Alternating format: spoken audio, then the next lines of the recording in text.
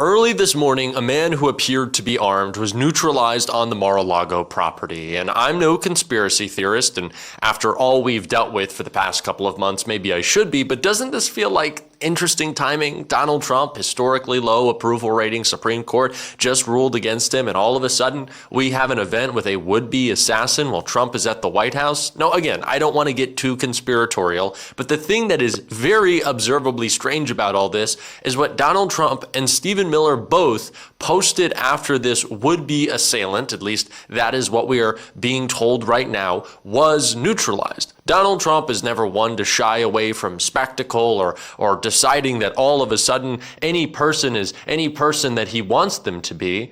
But that's not exactly what happened in his latest set of posts. I want to get into it all. I want to get to those posts from Trump and Miller, but I want to start with our most recent reporting on what happened this morning at Mar-a-Lago. Secret Service kills armed man outside Trump's Mar-a-Lago. An armed man was fatally shot by the U.S. Secret Service on Sunday outside of Donald Trump's Mar-a-Lago residence. The Secret Service said Sunday that a man in his early 20s was killed after breaching the property while holding what appeared to be a shotgun and a fuel can at around 1:30 a.m. The president was, of course, in Washington, D.C. at the time of the shooting.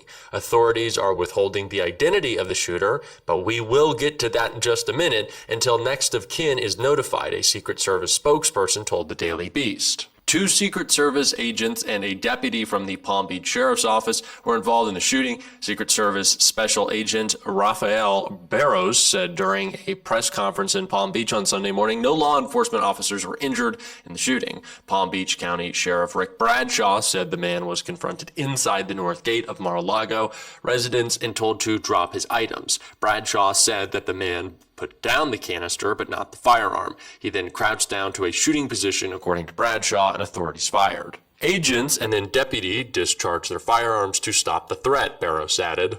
Miami Special Agent in Charge Brett Skiles said Secret Service agents are still collecting evidence at the scene. He then pleaded with nearby residents to check their home surveillance systems for anything related to the violent incident. If you see anything suspicious or out of place, please contact us. A joint investigation between the Federal Bureau of Investigation, the Secret Service, and the Palm Beach County Sheriff's Office is underway.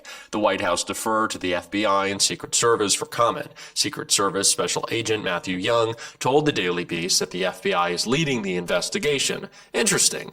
Trump administration officials seized on the incident as a way to blast Senate Democrats for blocking Department of Homeland Security funding bills amid the federal immigration crackdown.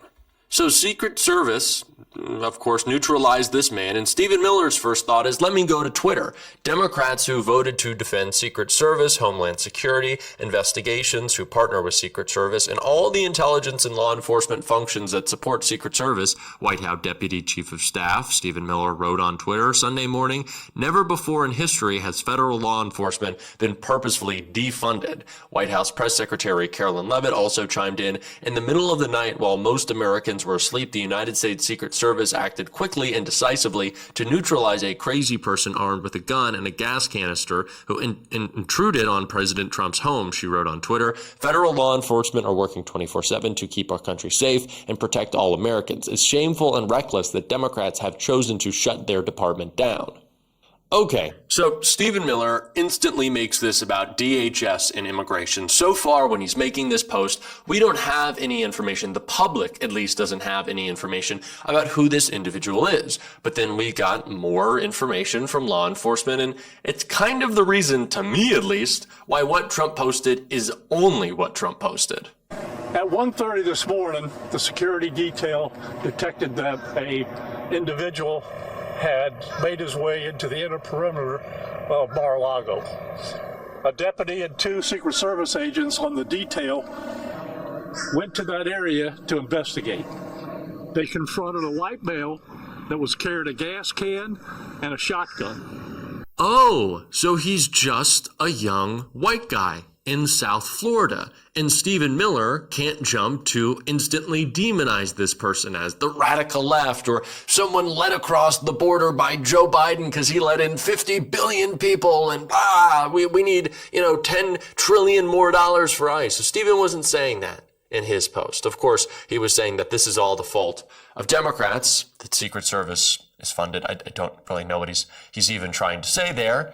But what did Donald Trump post? Someone who never shies away from spectacle, someone who is happy to call Renee Good, Alex Preddy, domestic terrorists, who is happy to try to use their tragic murders as an excuse to do whatever he wanted politically. What did Donald Trump have to say, and only have to say, this morning on Truth Social? Trump has made 2 posts so far this morning, and remember, this neutralization happened very, very early, 1:30 a.m. Trump, talking about the USA Olympic hockey gold medal match, wrote, "Congratulations to the great USA ice hockey team.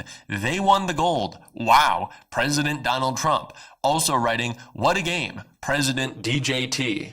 That is what I find most interesting here. I find that a little odd, that Donald Trump, who will always take advantage of whatever he possibly can, whatever opportunity he possibly can to bring attention, make himself the victim, and attack Democrats, it is now almost noon when I'm recording this video, and Donald Trump still hasn't said anything.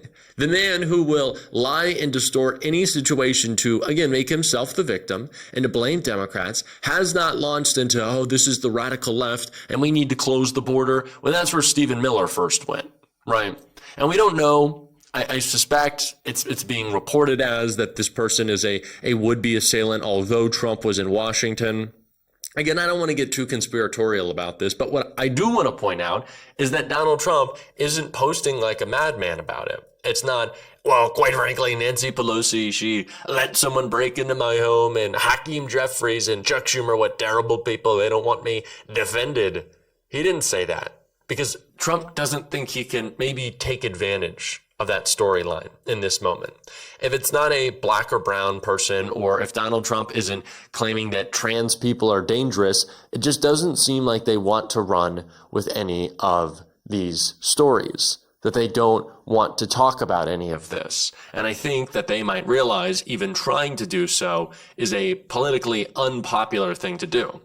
So I find it a little weird this morning that Donald Trump, who I'm sure would take advantage of any opportunity, no matter how depraved his political spin is, it's weird that he's not posting about this, isn't it?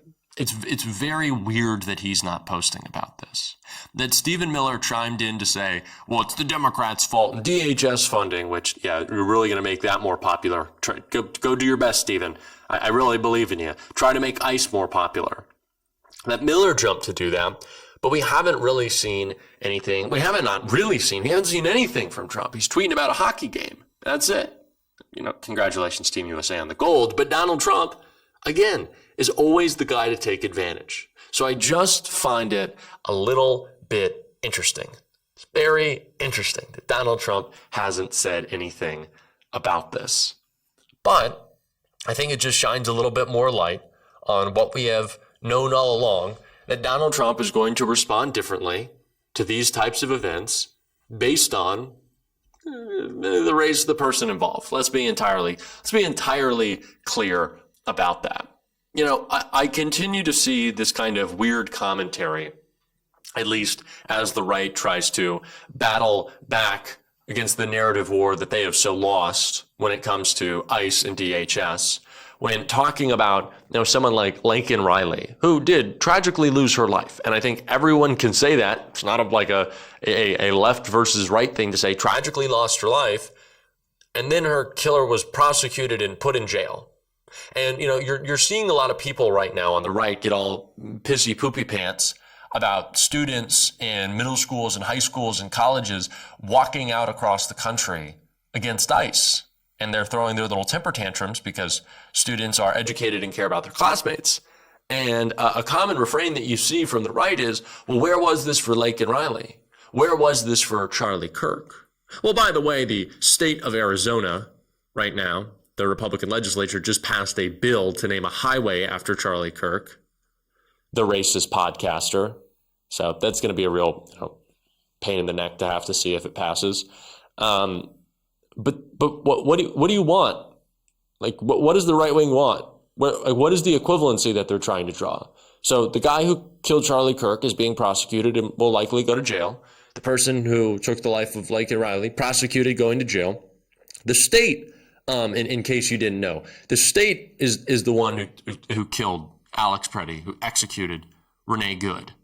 That's why we're protesting, because they did it, and then they tried to cover it up, and then they tried to lie to us, and then they tried to say that nothing happened, and that it's actually our fault, and that they're going to keep doing it. So I might say that that would be the difference between those two incidents. That would be the difference. And I expect again, people to be doing the same thing on the right, trying to pretend as if this is the same as Donald Trump using the full force of his standing army to go attack American citizens.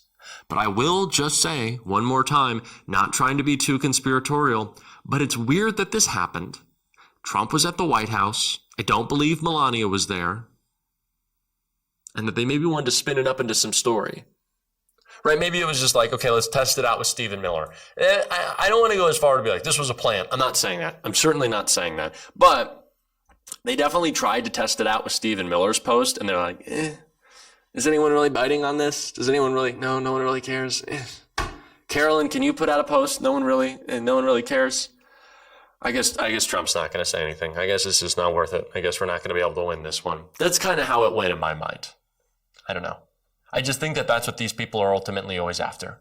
There's always after some moment, some false equivalency. But I really hope that this is not a time that Democrats bend, because it's all political. It is all theater for them. You know, I just want to close with this. If you're going to be traveling soon, Kristi Noem has announced that TSA PreCheck, global entry, closed down, shut down completely. And they're saying it's the fault of Democrats not allowing for DHS funding. That funding is already there for TSA PreCheck. It's already there, right, for global entry. That didn't stop last shutdown. They're just purposely trying to make Americans traveling feel pain and be delayed and cause problems and chaos so that they can get the money for the standing army to make Americans feel pain and cause chaos. These people hate you.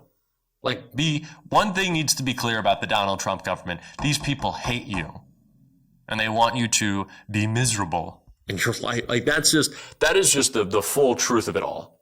And we are going to continue to call that out. I can promise you on this show. If you want to support that, as always, you can hit that subscribe button, leave a like on this video. If you stuck around at the end, drop a blue heart in the comments.